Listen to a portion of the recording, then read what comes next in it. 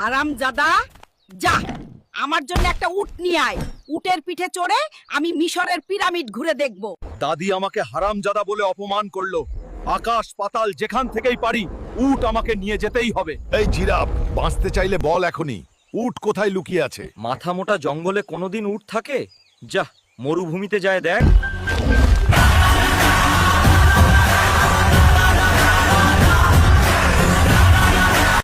Giraffe তো মরুভূমির কথাই বলল, কিন্তু কোথায় আছে সেই উট?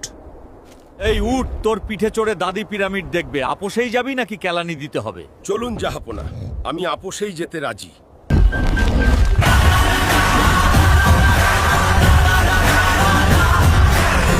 দাদি, এই উট তোমাকে পিরামিডের দেশে নিয়ে যাবে।